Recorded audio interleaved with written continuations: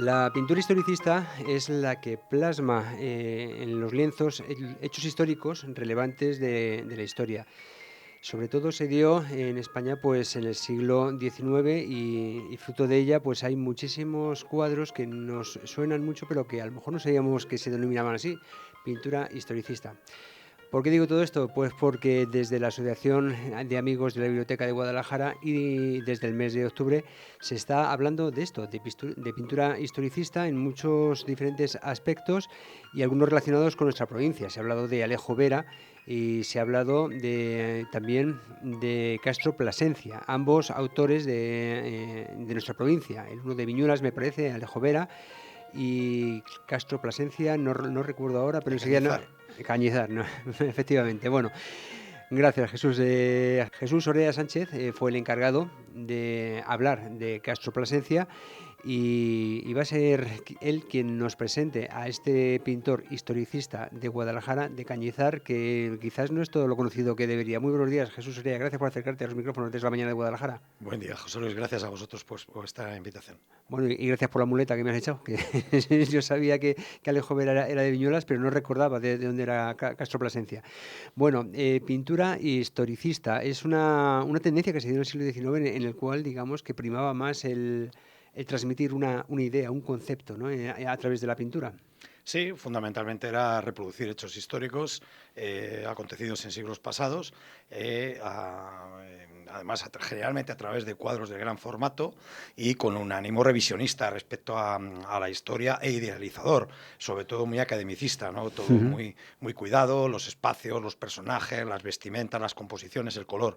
Fue una corriente pictórica que no solamente se desarrolló en España, sino en toda Europa y que de alguna manera lo que antecedió fue al naturalismo y al paisajismo y, por tanto, fue uno de los precedentes que se dio entre el romanticismo y el impresionismo. O sea, estamos hablando de una etapa decisiva en la historia de la pintura que prácticamente en medio siglo del XIX removió los gustos y removió los estilos de los autores, ¿no? Ujú.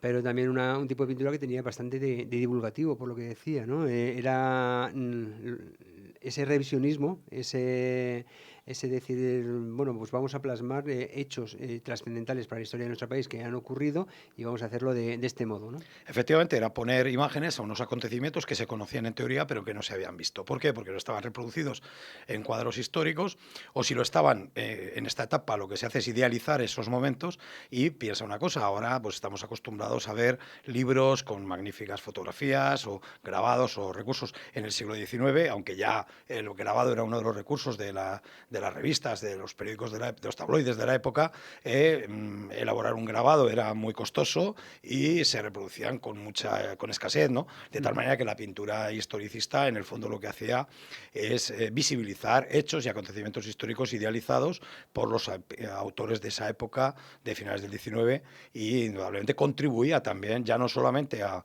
satisfacer el gusto estético de quienes los admiraban, sino también a, de alguna manera, divulgar efectivamente lo Ujú, que había ocurrido con la historia. Eso sí, casi siempre desde un punto de vista, o siempre desde un punto de vista idealizador. ujú. Para situar a nuestros oyentes en cuanto a obras, en saber en qué estamos hablando, aquellos que todavía no se han dado cuenta, pues podemos citar obras de Francisco Pradilla, que son muy conocidas, ¿no?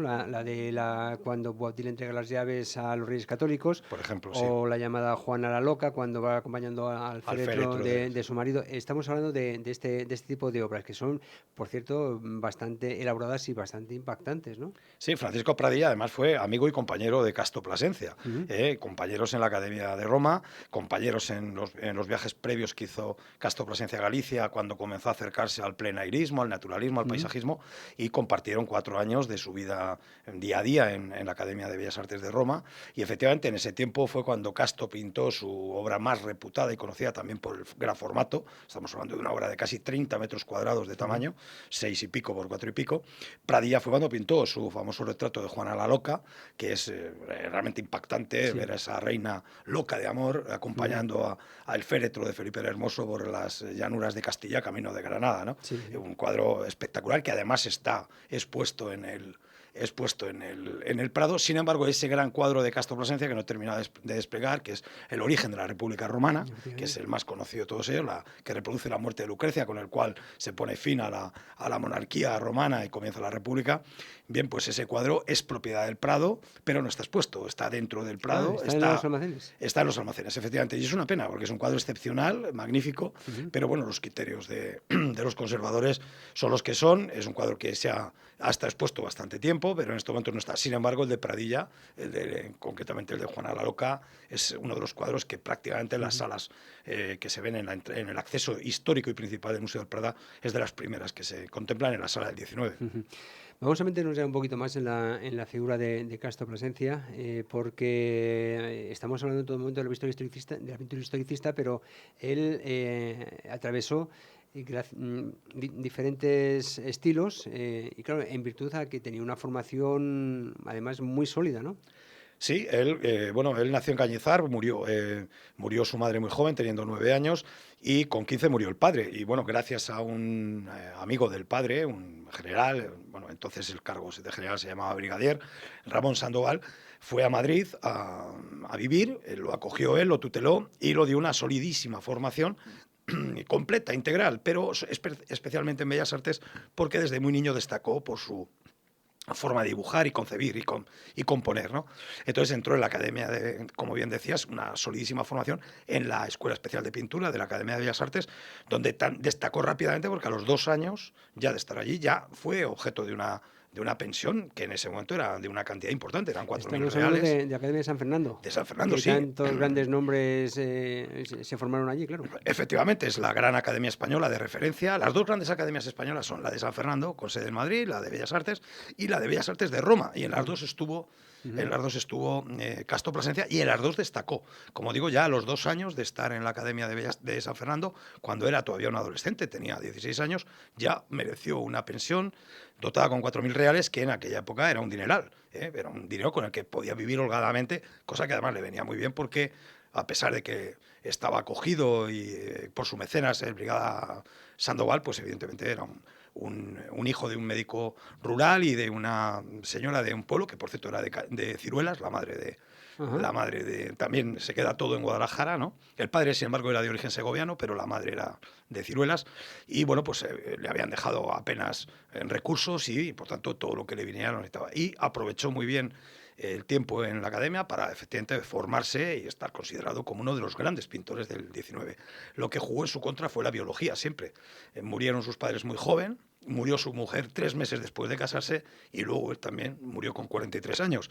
Por lo tanto, no pudo desplegar toda una gran carrera, larga carrera, que sin duda lo hubiera todavía reconocido más de lo que ya lo estuvo, porque fue un pintor reputado, pero evidentemente al morir con 43 años no pudo desarrollar el conjunto de una carrera larga, y quizá por eso se ha quedado con un pintor reconocido. Prueba de ello es que tiene esta calle en Madrid, no solo en Guadalajara, también en Muros de Pravia, en su propio pueblo, en Cañizar, también tiene su calle, pero sin duda, si hubiera tenido más tiempo de desarrollar su labor pictórica, estaríamos hablando de uno de los más grandes de la pintura española de los últimos 150 años. Es uno de los artistas poco conocidos, particularmente en Guadalajara, como tantos otros.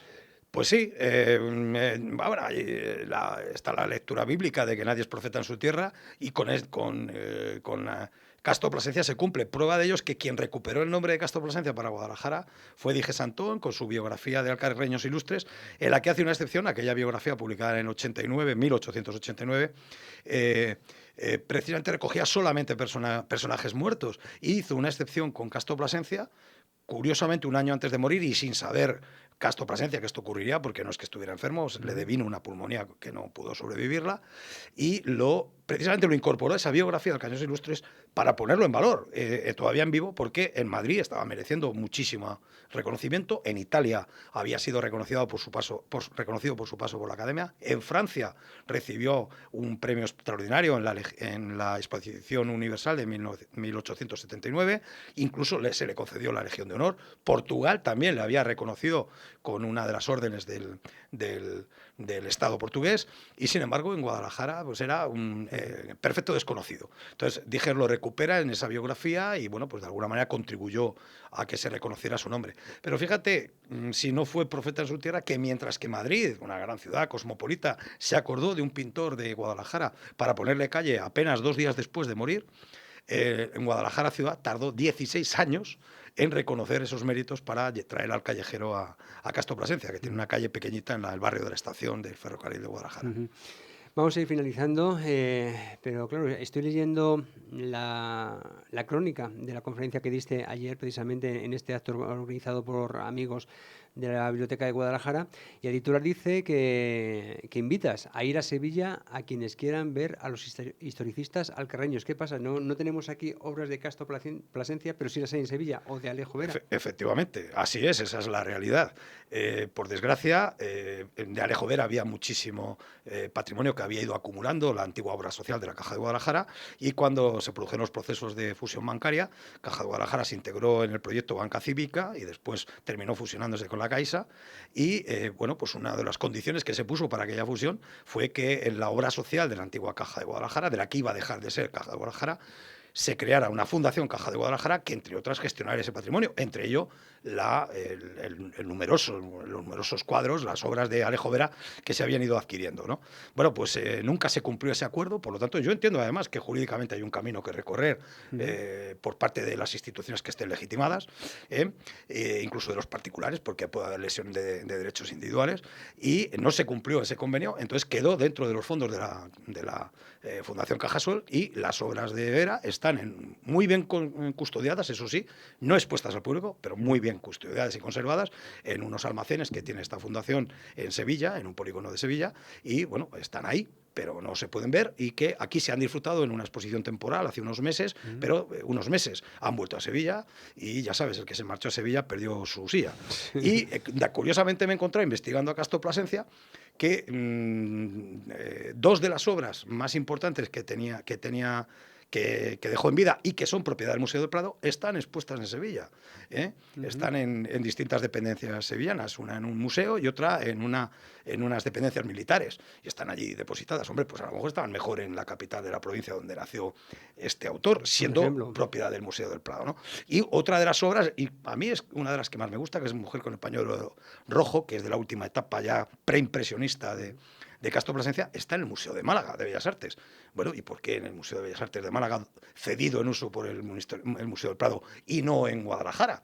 Bueno, pues esa es la pregunta que ayer me lancé a los asistentes a la charla, que además pues les agradezco su presencia porque llenaron la sala, y bueno, pues ahí lo dejo en el aire, que corresponda que reivindique el retorno de las obras de nuestros pintores, porque no andamos sobrados de recursos culturales, y bueno, pues nuestro Museo de Bellas Artes le cuesta andar, a pesar de que creo que el actual director está haciendo una gran gestión, pero los fondos son los que son, y es me parece que es el Museo de España o el segundo menos visitado de los de Bellas Artes, y bueno, pues si somos capaces de mejorar sus fondos, pues también probablemente sea más atractivo y aumentemos las visitas.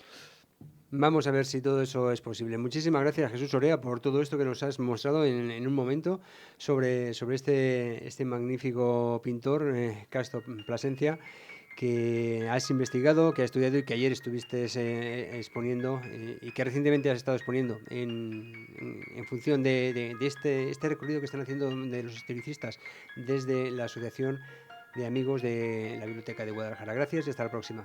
Gracias a vosotros.